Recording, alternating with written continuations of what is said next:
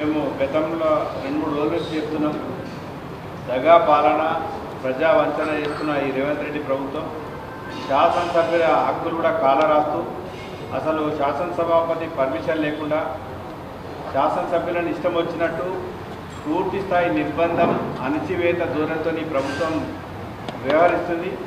ఈ ప్రభుత్వ తీరును మా భారత రాష్ట్ర పార్టీ తీవ్రంగా ముక్తకంఠంతో ఖండిస్తుంది. మీరు ఒక సిమ్ కార్డ్ జీవితం చెర్లపల్లి కుటుంబం కలిగిన వ్యక్తి కేసిస్తే తెలంగాణ జగమంత కుటుంబం ఉన్న హరీష్ రావు పైన అకారణంగా కేసు ఎట్లాంటి విచారణ లేకుండా పెట్టడం చాలా శోచనీయం. అయినప్పటికీ ఈరోజు హైకోర్టు ఈ క్వాష్ పిటిషన్ ఇస్తే నిన్నటి కేసులో నాట్ టు అరెస్ట్ అనే రిలీఫ్ ఇచ్చింది. కాబట్టి కేసుకున్న శాంటిటీ ఎంతనో తేలిపోయింది. ఇకపోతే మీ పత్రికా ముఖంగా మన రాష్ట్ర తెలంగాణ పోలీస్ అధికారుల సంక్షేమ సంఘానికి కూడా ఒక విజ్ఞప్తి చేస్తున్నాం.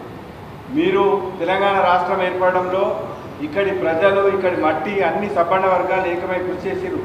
కానిస్టేబుల్ కిష్టయ్య అమరత్వాన్ని మీరు ఒక్కసారి గుర్తించుకొని మీరు చట్టాలను, రాజ్యాంగాన్ని గౌరవిస్తూ రాజ్యాంగానికి, చట్టానికి లోబడి పోలీసులు వాళ్ళ విధులు నిర్వహించాలి తప్ప మీరు ప్రభుత్వానికి తొత్తులుగా పనిచేయరని, ఈ తెలంగాణ పోలీస్ పట్ల ఒక అచంచల విశ్వాసాన్ని, తెలంగాణ పోలీస్ స్థాయిని ఇటు రాష్ట్రాన్ని, దేశాన్ని ఖండాంతరాలకు విస్తరించిన కేసీఆర్ ఎంత కృషి చేసిందన్న విషయాన్ని కూడా మన తెలంగాణ పోలీస్ అధికారుల సంక్షేమ సంఘం కూడా ఈ విషయాన్ని గుర్తుంచుకొని అధునాతనమైన, నాణ్యతమైన, ఒక ఫాస్ట్ సర్వీస్ ఇచ్చే ఒక బ్రహ్మాండమైన ప్రజలకు చేరువగా ఉండే పోలీస్ వ్యవస్థను ఈ గత 10 ఏళ్ల ప్రభుత్వం తయారు చేస్తే కేవలం మళ్ళీ ఈ ఫాసిజం కల్చర్ను మళ్ళీ ఈ రేవంత్ రెడ్డి ప్రభుత్వం తీసుకొస్తుంది. కాబట్టి ఈ విషయం పట్ల కూడా పోలీసులు మన తెలంగాణ ఇదాన్ని, మీ ఆత్మగౌరవాన్ని, ఇటు చట్టాన్ని, ఇటు రాజ్యాంగాన్ని ఇవన్నీ పరిశీలిస్తూ మీరు మీ బాధ్యతలు నిర్వహిస్తారని చెప్పి మేము ఇక్కడ తెలంగాణ ప్రజలుగా, ఇక్కడి పౌరులుగా వాళ్ళకు కూడా ఒకసారి అప్పీల్ చేస్తున్నాం.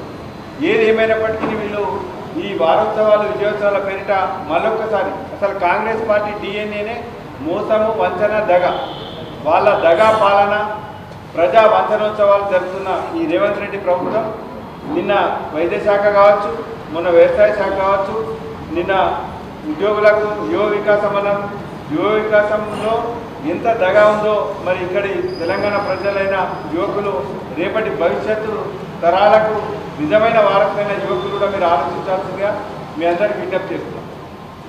ఈరోజు పోలీసులు వ్యవహరించిన తీరు చాలా శోచనీయం. అప్పటి సమైక్యాంధ్ర పోలీసులను మించిపోయి రేవంత్ రెడ్డి డైరెక్షన్లో పనిచేయడం చాలా శోచనీయం. కేసీఆర్ కలలు కన్నా ఈ తెలంగాణ రాష్ట్ర ఏర్పాటు ఎందుకైంది? ఇనుప బూటు చప్పుళ్ళు పోవాలి, తెలంగాణ పల్లెలు ప్రశాంతంగా నిద్రపోవాలన్నారు.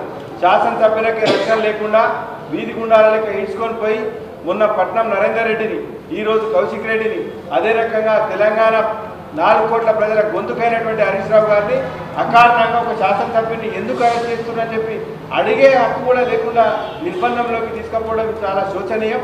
నాకు తెలిసి అప్పటి మళ్ళీ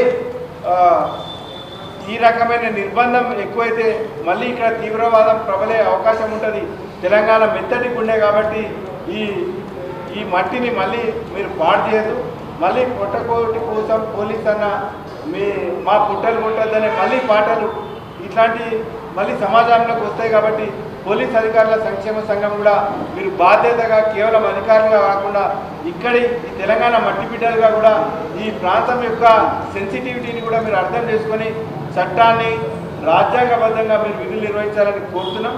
అదే రకంగా తెలంగాణ ప్రజల గొంతుకైనటువంటి హరీష్ రావు గారిని మీరేదో ఆషామాషిగా అరెస్ట్ చేస్తామంటే మాత్రం తస్మాత్ జాగ్రత్త. ఆ తర్వాత జరిగే పరిణామాలకు రాష్ట్ర ప్రభుత్వం, పోలీసులే బాధ్యత వహించాల్సిందిగా మేమంతా కోరుతున్నాం. అయినప్పటికీ చట్టం మీద, కోర్టు మీద గౌరవం ఉంచి నిన్న కోర్టు పోతే కూడా నిన్నటి ఒక సిమ్ కార్డ్ అంతా జీవితం, చెర్లపల్లంతా కుటుంబం ఉన్న ఒక వ్యక్తి కేసేస్తే ఆ కేసును కనీస ప్రాథమిక సాక్ష్యాల ఆధారాలు పరిగణలోకి తీసుకోకుండా మీరు కేసు రిజిస్టర్ చేస్తే చట్టం మీద గౌరవం ఉండి మేము కోర్టుకు పోతే ఈరోజు రిలీఫ్ ఇచ్చింది. ఢిల్లీ నుంచి వకీలను తీసుకొచ్చిన న్యాయమే గెలిచింది. నాట్ టు అరెస్ట్ అని క్వాష్ పిటిషన్లో, హరీష్ రావు గారు వేసిన పిటిషన్లో కూడా హైకోర్టు మంచి రిలీఫ్ ఇచ్చింది. ఇది తెలంగాణ ప్రజల విజయమే. ఏదేమైనప్పటికీ చట్టాన్ని, రాజ్యాంగాన్ని, కోర్టులను మేము గౌరవిస్తున్నాం.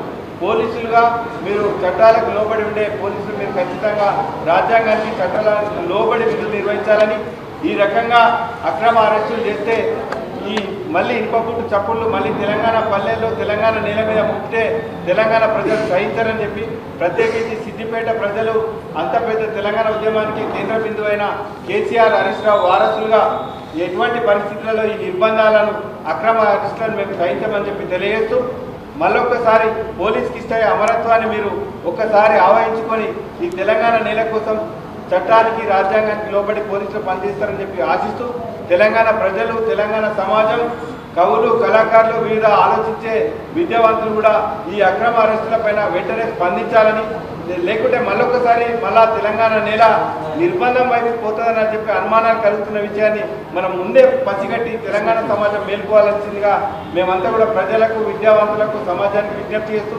అటు పోలీస్ అధికారుల సంక్షేమ సంఘానికి కూడా విజ్ఞప్తి చేస్తున్నాం. Thank you. జై తెలంగాణ.